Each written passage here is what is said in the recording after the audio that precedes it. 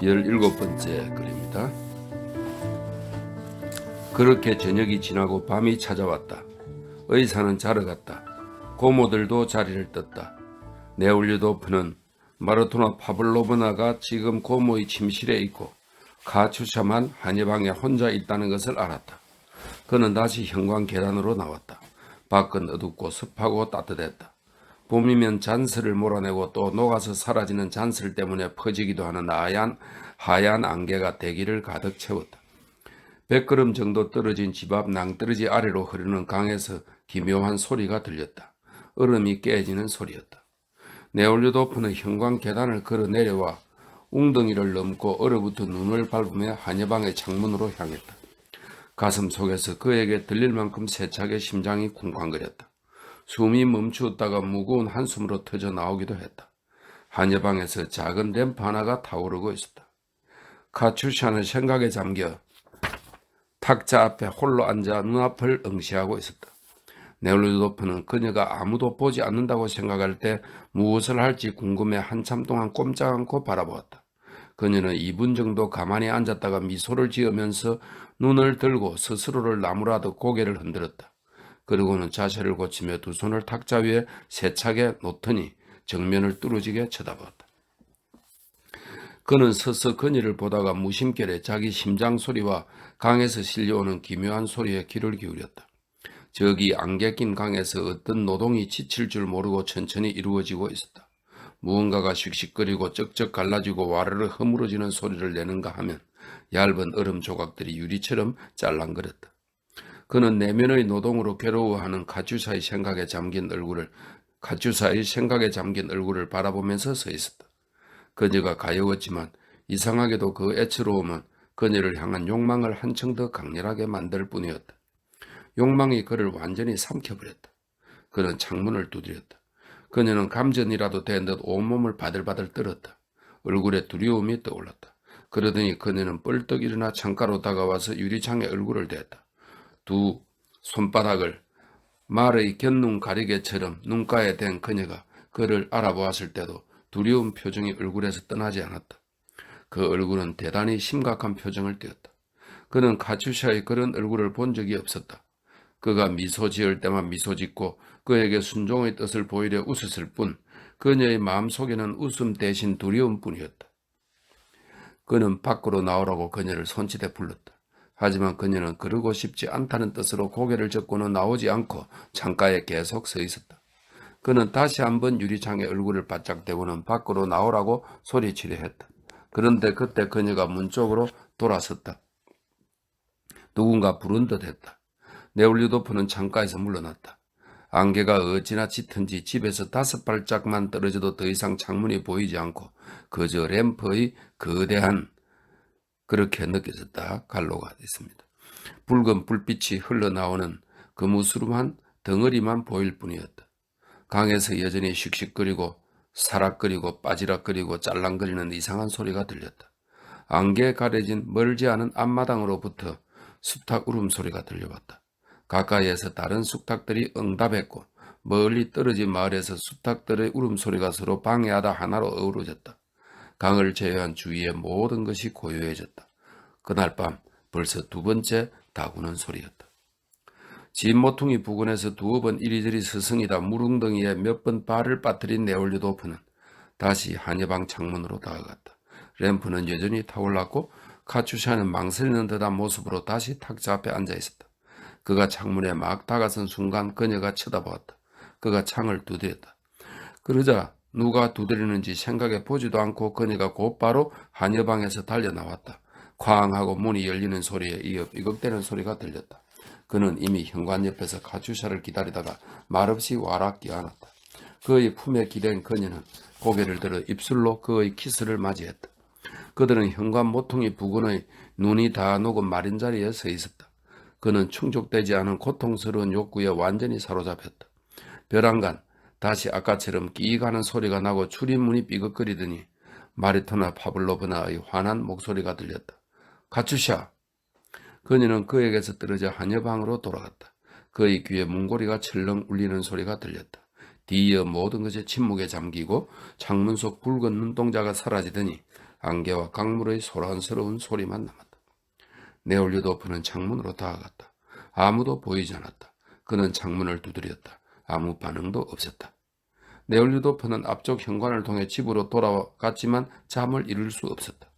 그는 부츠를 벗고 마트로냐 파블로브나의 방과 나란히 붙은 카투샤의 방을 향해 복도를 따라 맨발로 걸어갔다. 처음에는 마트로나 파블로브나가 평온하게 코를 고는 소리가 들리더니 그가 안으로 들어가려 하자 벼랑간 그녀가 기침을 하며 삐걱거리는 침대 위에서 돌아누웠다. 그는 숨을 죽이고 5분가량 서 있었다. 다시 모든 게 잠잠해지고 다시 코 고는 소리가 평화롭게 들리기 시작했을 때 그는 삐걱거리지 않는 마루층을 딛기 위해 애를 쓰면서 계속 그녀의 방문으로 다가갔다. 아무 소리도 들리지 않았다. 그녀는 분명 잠들지 않았다. 숨소리가 들리지 않았기 때문이다. 하지만 그가 카츄샤라고 속삭이자마자 그녀는 뻘떡 일어나 문으로 다가와서는 화난 듯한 목소리로 돌아가라고 그를 설득하기 시작했다. 도대체 뭘 하려는 거예요? 이래도 된다고 생각해요? 고모님들이 듣겠어요. 입술은 그것을 말했지만 그녀의 존재 전체는 난 온전히 당신 것이에요 라고 말하고 있었다. 그리고 네올리도프가 이해한 것은 오직 이것뿐이었다. 제발 잠깐만 열어봐. 이렇게 간청할게. 그는 무의미한 말들을 되깔였다. 그녀가 잠잠해졌다. 그러더니 손이 문고리를 찾는 소리가 그의 귀에 들렸다. 문고리가 탈깍했고 그는 열린 문으로 들어갔다. 그는 두 팔이 드러나는 오리 거칠고 뻣뻣한 잠옷 차림인 그녀를 잡아 번쩍 안고 나왔다. 어머 뭐하는 거예요? 그녀가 속삭였다. 하지만 그는 아랑곳하지 않고서 그녀를 자기 방으로 데려갔다. 아, 안 돼요. 놔줘요. 그녀는 그렇게 말하면서도 그에게 바싹 기대고 있었다. 그리고 밑에 그 점선 줄이 하나 쫙 있어요. 아, 이 줄은 아무튼 뭔가 있었다 그런 뜻인가 봐.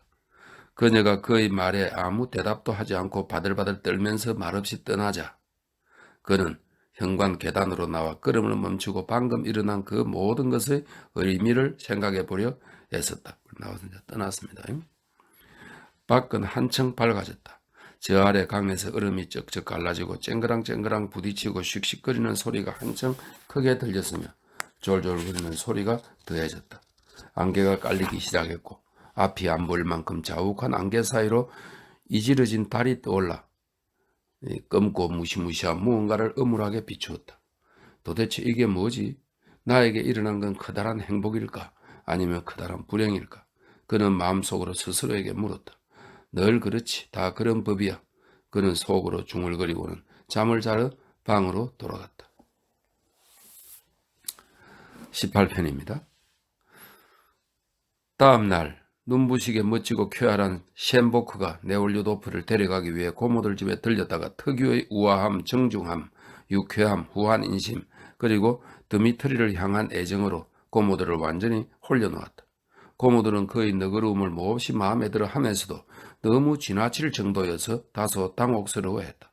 그는 집에 찾아온 몇몇 눈먼 거린들에게 1루블을 주었고 하인들에게는 팁으로 15루블을 나누어 주었다.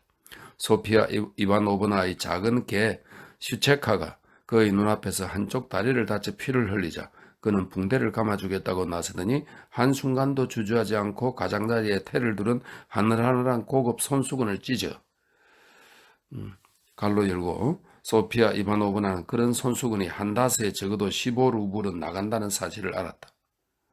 고급 손수건을 찢어 거즈를 만들었다.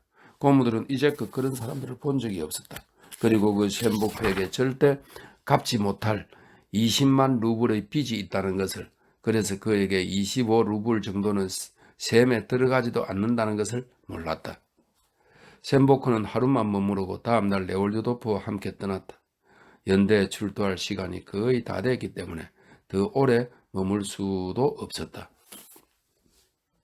고모들 집에서 보낸 그 마지막 날, 지난번의 기억이 생생하던 그때 네올리도프의 마음속에는 두 가지 감정이 일어나 서로 싸우고 있었다. 하나는 목적 성취에서 비롯된 일종의 자기만족과 동물적 사랑. 비록 기대에는 훨씬 못 미치지만 이 뒤섞인 뭘 기대했는데 기대에 못 미쳤어. 글쎄, 이 뒤섞인 뜨겁고 관능적인 기억이었다. 또 하나는 무언가 매우 악한 짓을 저질렀다는 자각, 그 악한 짓을 바로잡아야 하며 그것도 그녀가 아니라 자신을 위해 바로잡아야 한다는 자각이었다. 네올리도프는 여전히 에고이즘의 광기에 사로잡혀 있었기 때문에 오로지 자신에 대해서만, 자기가 그녀에게 한 짓을 알게 되면 사람들이 얼마나 비난할지에 대해서만 생각했다. 그녀가 지금 어떤 일을 겪고 있을지, 앞으로 그녀에게 무슨 일이 생길지는 생각하지 않았다. 그는 샘보크가 가추사와 자기의 관계를 짐작하고 있다고 생각했으며 이것이 그의 자부심을 죽게 세웠다. 그렇군, 자네가 일주일 동안 고모님들 댁에서 지낼 만큼 갑자기 그분들을 사랑하게 된 게 다 그 때문이었어. 가추사를 본 샘보크가 말했다. 내가 자네의 때도 떠나지 못했을 거야. 매력적인 걸. 그는 그녀와 충분히 사랑을 즐기지 못하고 이제 곧 떠나야 하는 것이 아쉬웠다. 하지만 유지하기 힘든 관계를 단번에 끊어낸다는 점에서 떠날 수밖에 없는 이 상황이 유리하겠다고도 생각했다. 돈을 주어야 한다고. 그녀를 위해서가 아니라 그녀에게 이 돈이 필요할 수도 있기 때문이 아니라 다들 언제나 그렇게 하니까. 만약 그가 그녀를 이용하고도 그 대가를 치르지 않으면 명예롭지 못한 남자로 취급받을 테니까 그래야 한다고도 생각했다. 그래서 그녀에게 돈을 주었다. 그가 생각하기에 자기 입장에서나 그녀의 입장에서나 적절한 수준의 금액이었다. 출발하는 날 오후 그는 현관방에서 그녀를 기다렸다. 그를 본 그녀의 얼굴이 확 붉어졌다. 그녀는 한여방에 열린 문을 눈짓으로 가르치며 지나가려 했지만 그가 막았다. 작별 인사를 하고 싶었어. 그가 100루블짜리 지폐가 든 봉투를 꾸깃거리면서 말했다. 여기 내가. 그녀는 그게 무엇인지 알아차리고 눈살을 찌푸리더니 고개를 흔들며 그의 손을 뿌리쳤다. 아니야, 받아. 그는 이렇게 중얼거리며 그녀의 품에 봉투를 찔러 넣고는 불에 대액이라도 한 듯 얼굴을 찡그리고 신음소리를 내면서 자기 방으로 달려갔다. 그러고 나서 한참 동안 그는 계속 자기 방을 서성이면서 그 장면이 머리에 떠오르기만 하면 육체적인 고통 때문인 양 몸부림을 치고 심지어 펄쩍펄쩍 뛰며 큰 소리로 탄식했다. 하지만 어쩌겠어? 다들 그런 식으로 하잖아. 샘보크가 들려준 그와 과정교사의 경우도 그랬고 그리샤 아저씨의 경우도 그랬어.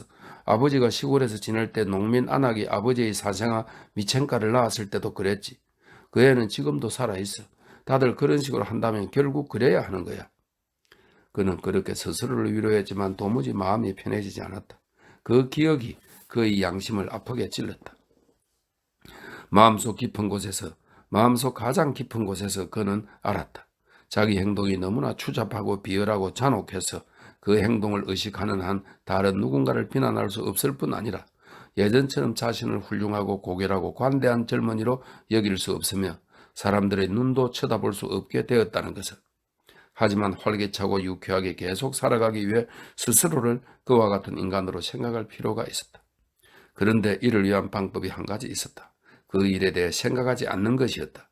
그래서 그는 그렇게 했다. 그가 발을 들여놓은 생활, 즉 새로운 장소, 동료, 전쟁, 이 생활들이 도움이 됐다. 그리고 오래 지날수록 그는 점점 덜 생각했고 결국에는 정말로 완전히 잊어버렸다. 딱 한 번 전쟁이 끝난 후 가추사를 만날 기대를 품고 고모들 집에 들렀다. 가추사가 그 집에 없다는 것, 그가 출발한 직후 출산을 위해 떠났다는 것, 어디에선가 아이를 낳았고 또 고모들이 들은 바로는 완전히 타락해버렸다는 것을 알았을 때 그는 가슴을 옥죄는 아픔을 느꼈다. 시기를 볼 때 그녀가 낳은 아기는 그의 자식일 수도 있었지만 아닐 수도 있었다. 고모들은 그녀가 타락했으며 그 어미처럼 본성이 음탕하다고 말했다. 그리고 그는 고모들의 이런 의견에 기분이 흡족했다. 어쩐지 그를 옹호해 주는 것 같았기 때문이다. 그래도 처음에는 그녀와 아기를 찾으려 했다. 하지만 그 일을 생각하면 마음 깊이 너무나 고통스럽고 수치스러운 기분을 느끼게 된다는 이유로 그들을 찾는 데 필요한 노력을 하지 않다가 점차 자신의 죄를 잊더니 아예 생각조차 하지 않게 됐다. 그런데 지금 이 놀라운 우연이 모든 기억을 되살렸고 양심에 그런 죄를 짓고도 지난 10년 동안 마음 편히 살 수 있었던 무정함과 잔혹함과 비열함을 인정하라며 그를 몰아붙였다. 하지만 그는 여전히 절대 인정하지 않았다. 지금은 그저 이제 곧 모든 것이 밝혀지지 않을까. 그녀나 그 변호사가 시시콜콜 전부 이야기해 모든 사람들 앞에서 그를 수치스럽게 만들지 않을까만 생각했다. 옛날 이야기 할까 봐. 근데 인간의 심리에 대해서 참 잘 쓰고 있습니다.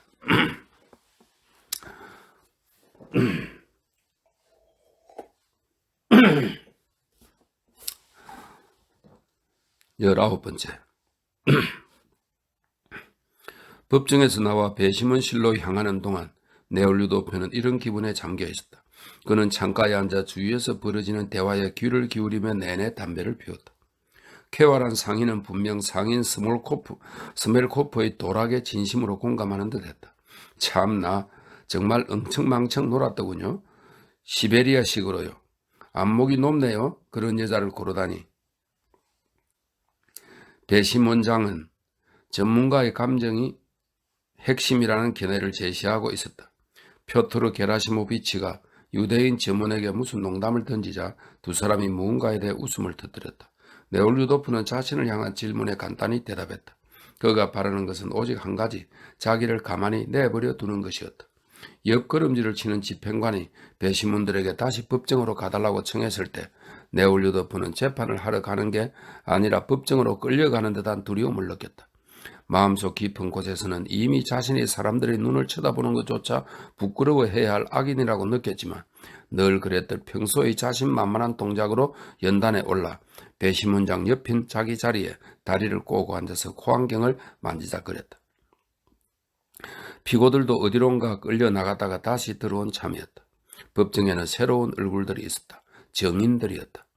네올루도프는 마슬로바가 실크와 벨벳을 휘감은 매우 화려한 차림의 뚱뚱한 여자로부터 도저히 눈을 뗄 수 없다는 듯 몇 번이고 그쪽을 쳐다보는 것을 알아차렸다. 그다란 리본이 달린 높다란 모자를 쓰고 팔꿈치까지 맨살을 드러낸 팔에 우아한 손가방을 건 여자는 격자무늬 칸막이 앞 첫 줄에 앉아 있었다. 나중에 그가 알게 된 바에 따르면 정인으로 온 그 여자는 마슬로바가 있던 유곽의 주인이었다. 이름, 종교 등 정인들에 대한 신문이 시작됐다. 그 다음에 정인들에게 어떤 식으로 질문하길 원하는지, 즉 선서를 시킬지 말지에 대한 검사 측과 변호사 측의 논의가 끝나자 다시 그 늙은 사제가 힘겹게 다리를 움직이면서 나와 똑같이 실크로 지은 법이 가슴팍에서 금 십자가의 위치를 바로잡으며 모든 증인들과 전문 감정인에게 선서를 시켰다.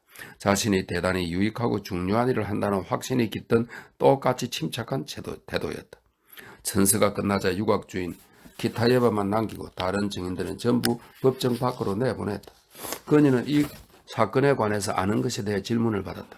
키타예바는 꾸민 듯한 미소를 지은 채 한 구절 한 구절마다 모자 쓴 머리를 흔들면서 독일어 억양으로 상세하고 조리 있게 이야기했다.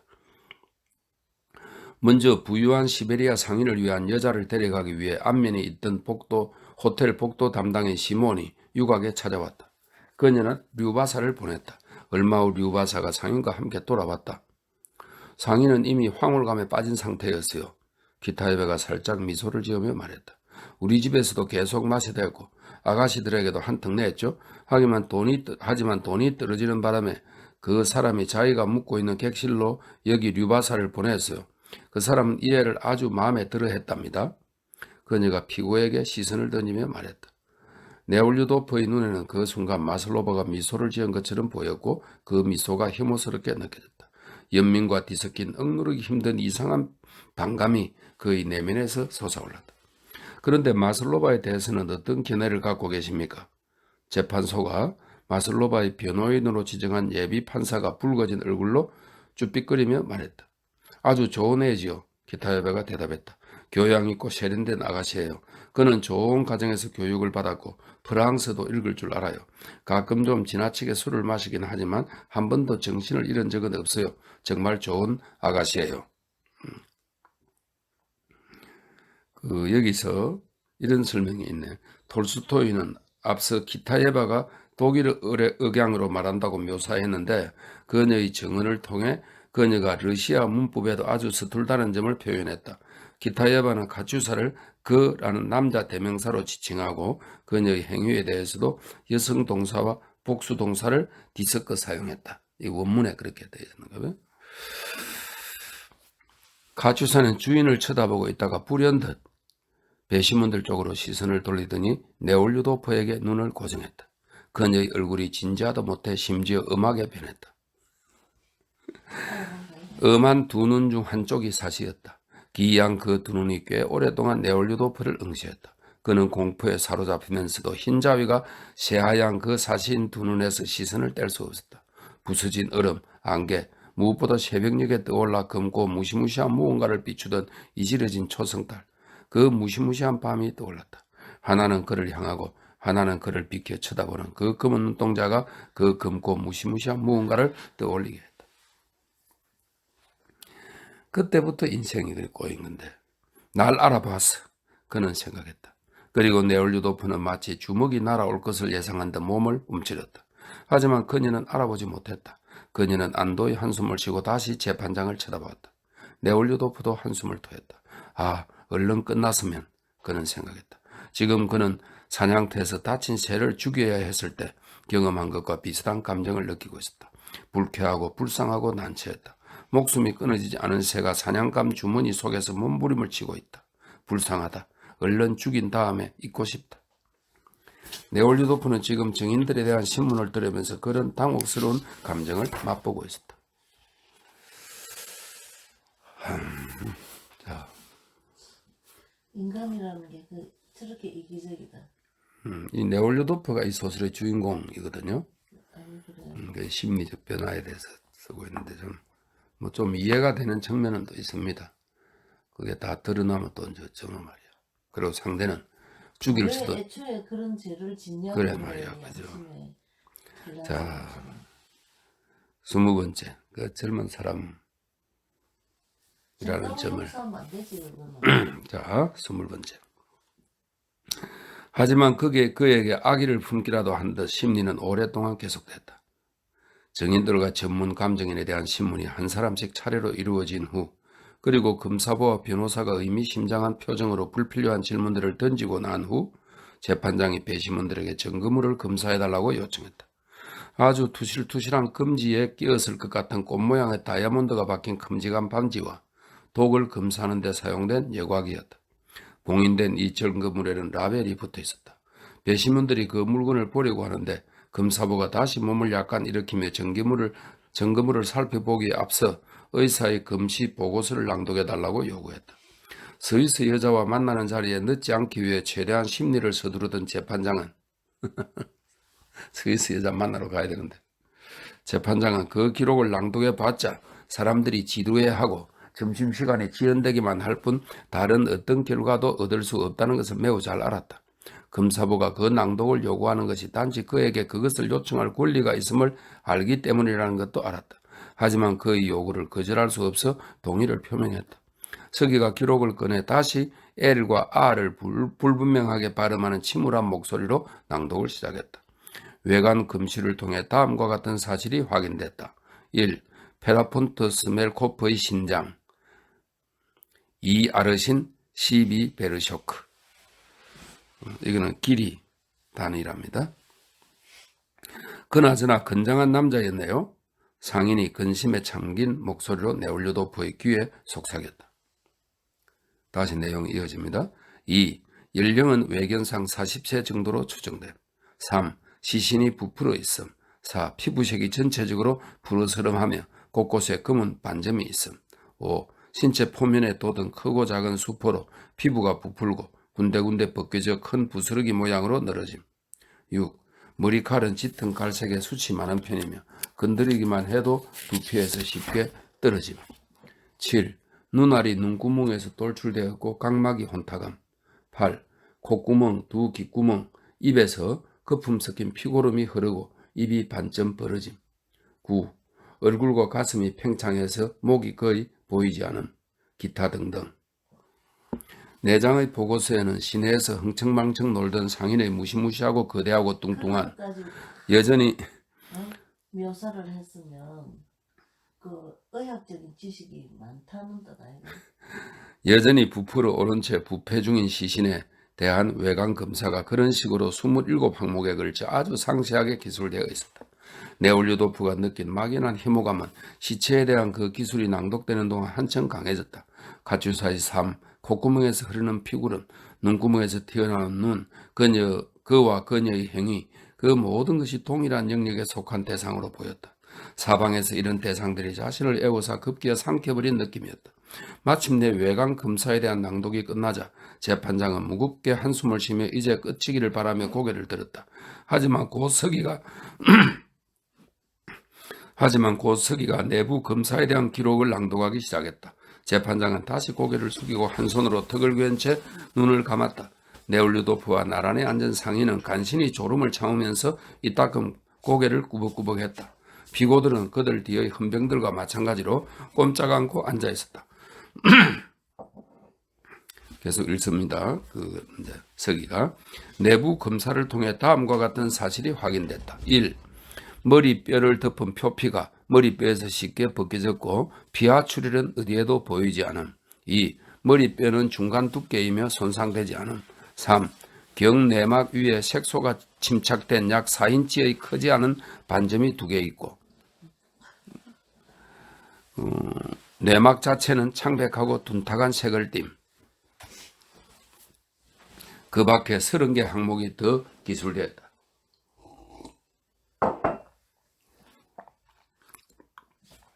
그 다음에는 입회인들의 이름과 서명, 또 그 다음엔 의사의 결론이 이어졌다. 그 결론으로부터 얻을 수 있는 사실은 위장 및 창자와 신장의 일부에서 일어난 변화, 즉 부검에서 밝혀지고 조서에 기록된 그 변화가 스멜코프의 사인이 술과 함께 위장에 들어온 독극물로 인한 중독이라는 결론에 상당히 개연성이 있는 근거를 부여한다는 점이었다. 위와 장에 나타난 변화로는 어떤 독이 위에 유입되었는지 말하기 어렵다. 하지만 스멜코프의 위에서 상당량의 알코올이 발견되었기 때문에 그 독이 술과 함께 위에 들어갔다고 추정하는 것이 마땅하다. 술을 잘 마셨나 봅니다. 잠에서 깬 상인이 다시 속삭였다. 그 조서 낭독이 1시간가량 이어졌지만 검사부는 만족하지 않았다. 조서의 낭독이 끝나자 재판장이 그를 돌아보았다. 내부 검시 보고서를 낭독할 필요는 없을 것 같군요. 그 검시 결과의 낭독을 요청하고 싶습니다. 검사부가 재판장을 쳐다보지도 않은 채 몸을 비스듬히 약간 일으키면서 말했다. 그 낭독을 요구하는 것은 자신의 권한이고 자신은 그 권한을 포기하지 않을 것이며 그분은 항소의 근거가 될 거라고 느끼는 의조였다. 덥수룩한 덕수염과 선한 인상의 처진 눈을 한 배석 판사는 카타르를 앓고 있었다. 카타르는 어떤 염증 종류랍니다. 기운이 떨어진 그가 재판장을 돌아보았다. 그런데 이걸 낭독할 필요가 있을까요? 시간만 지체할 뿐입니다. 이런 새 빗자루들로는 더 이상 깨끗이 쓸지 못해요. 청소하는 시간만 더 길어질 뿐이죠. 금태 안경을 쓴 배석 판사는 아무 말도 하지 않았다. 그저 아내나 삶으로부터 무엇 하나 좋은 것을 기대하지 않으며 음울하고 단호하게 눈앞을 바라볼 뿐이었다. 저녁을 안 준다 보니까 이거는 그 걱정만 하고 있고. 보고서의 낭독이 시작됐다. 1880몇 년 2월 15일 의료국의 의뢰에 따라 638호 기록에 서명한 본검시관은 부검시관의 입회하에 다음의 내장 검사를 실시했다. 법정의 모든 사람을 괴롭히는 잠을 몰아내리는 듯 서기는 목소리의 음력을 높여 결연하게 다시 낭독을 시작했다. 1. 오른쪽 폐와 심장 6푼트들이 유리병에 보존. 2. 위장의 내용물 6푼트들이 유리병에 보존. 3. 위장 6푼트들이 유리병에 보존. 4. 간장, 비장, 신장 3푼트들이 유리병에 보존.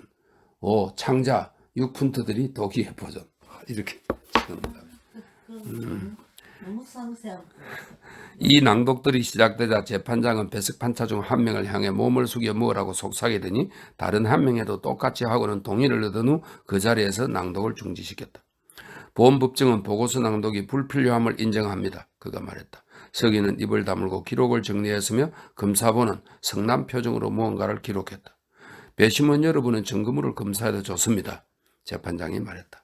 배심원장과 몇몇 배심원들은 몸을 일으키더니 손을 어떻게 움직이고 어디에 놓아야 할지 난처해하면서 탁자로 다가가 차례로 반지와 유리병과 여과기를 쳐다보았다. 심지어 상인은 손가락과 반지를 끼어보기도 했다. 와, 손가락도 굵었어요. 그가 자리에 돌아와 말했다. 실한 오이만 하더군요. 독살당한 상인을 영웅 스사시의 용사처럼 상상하는 것이 즐거운지 그가 덧붙였다. 21번째 글입니다. 증거물 검사가 끝나자 재판장은 심리의 종료를 선언하고는 얼른 벗어나고 싶어 중단 없이 검사 측의 발언을 허락했다. 재판장은 검사부 역시 인간이기를, 그 역시 담배도 피우고 식사도 하고 싶어 하기를, 그가 다른 사람들을 불쌍히 여겨주기를 바랐다. 그러나 검사부는 자신도 다른 사람들도 불쌍하게 생각하지 않았다. 검사부는 천성이 매우 아둔했다. 게다가 불행하게도 김나지움을 수석으로 졸업하고 대학에서 로마법의 용익군에 대한 논문으로 상을 받으면서 몹시 우쭐거리게 되었으며 갈로 열고 기부인들 사이에서 거둔 성공도 여기에 일조했다. 그 결과 대단히 어리석은 자가 되고 말았다. 발언을 허락받자 그는 수놓은 제복을 입은 우아한 자태를 고스란히 드러내면서 천천히 일어나 두 손으로 책상을 짚고는 살짝 고개를 숙인 채 피고들의 시선을 피하면서 법정을 둘러보고 입을 열었다. 배심원 여러분, 여러분에게 맡겨진 사건은 말하자면 전형적인 범죄입니다. 그는 조서와 보고서가 낭독되는 동안 미리 준비해둔 논거를 펼치기 시작했다. 그의 견해에 따르면 검사부의 논거는 유명해진 변호사들의 유명한 변론들처럼 마땅히 사회적 의의를 지니어야 했다. 사실 방청석에는 여자 3명, 즉 재봉사와 요리사와 시몬의 누이 그리고 마부 1명 뿐이었지만 그것은 전혀 중요하지 않았다. 유명인사들도 처음에는 그렇게 시작했다. 검사부의 원칙은 언제나 자신이 점한 고지에 서 있는 것, 즉 범죄의 심리적 의미를 깊이 꿰뚫어보고 사회의 해악을 폭로하는 것이었다. 배심원 여러분 이렇게 표현해도 좋다면 세기 말의 전형적인 범죄를 눈앞에서 보고 있습니다. 즉 이 범죄는 타락이라는 통탄할 현상의 이른바 특수한 성격을 띠는데, 말하자면 특히 이 과정의 맹렬한 빛에 노출된 우리 현대사회의 구성원들이 당하기 쉬운 바 검사부는 한편으로 자신이 생각해둔 명석한 문구들을 남김없이 떠올리기 위해 다른 한편으로는 무엇보다 한순간도 지체하지 않고 자신의 논거가 유창하게 울려 퍼지도록 하기 위해 애쓰면서 1시간 15분에 걸쳐 쉬지 않고 아주 오랫동안 발언했다. 딱 한 번 말을 멈추고 꽤 한참 동안 침을 삼키긴 했지만 이내 자세를 추스르고 한층 더 유창하게 그 지체된 시간을 메웠다. 왼발 오른발의 체중을 바꿔 실으면서 배심원들을 향해 부드럽고 간사한 목소리로 말하기도 하고 자신의 공책을 들여다보며 나직하고 사무적인 목소리로 말하기도 하고 방청자와 배심원들을 번갈아 바라보며 죄를 고발하는 투의 커다란 목소리로 말하기도 했다. 다만 일제히 그를 뚫어지게 바라보는 새 피고인들에게는 한 번도 눈길을 주지 않았다. 그 논거에는 당시 그의 모임에서 유행하던 최신의 것들, 당시 학계에서 최신용어로 받아들여졌고 지금도 그렇게 받아들여지는 것들이 전부 포함되어 있었다. 유전도, 선천적 범죄 성향도, 롬브소르도, 모르겠네. 범죄 학자랍니다. 다르드도, 이런 마찬가지고, 진화도, 적자 생존도, 최면술도, 암시도, 샤르코도, 데카당스도 있었다.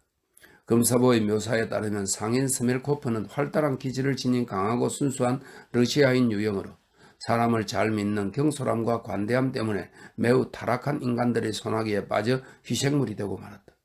시몬 카르친키는 농노제가 만들어낸 격세유전의 산물로서 교양도 없고 원칙도 없고 심지어 종교조차 없는 학대받은 인간이었다.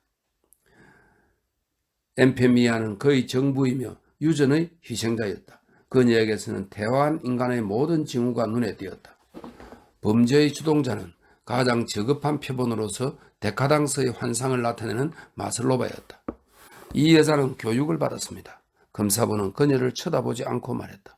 우리는 이 법정에서 그녀의 주인이 하는 증언을 들었습니다. 그녀는 읽고 쓸 뿐 아니라 프랑스어도 압니다.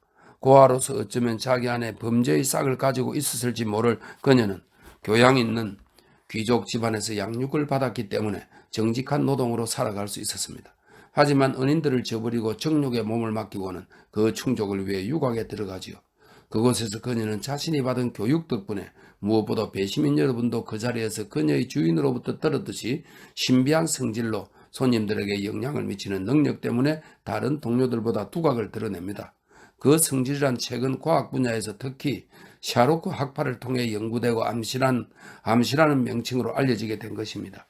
다름 아닌 이 성질로 그녀는 러시아 영웅 스사시의 용사 같고 사람을 잘 믿는 선량한 샤코 같은 부유한 손님의 마음을 사로잡아 그 신뢰를 이용해 처음에는 도둑질을 하고 나중에는 무자비하게 목숨을 앗아가 버립니다. 아, 저 사람은 헛소리를 너무 많이 찌끄리는 것 같아. 재판장이 근엄한 표정의 배석 판사 쪽으로 몸을 숙이면서 싱긋 웃으며 말했다.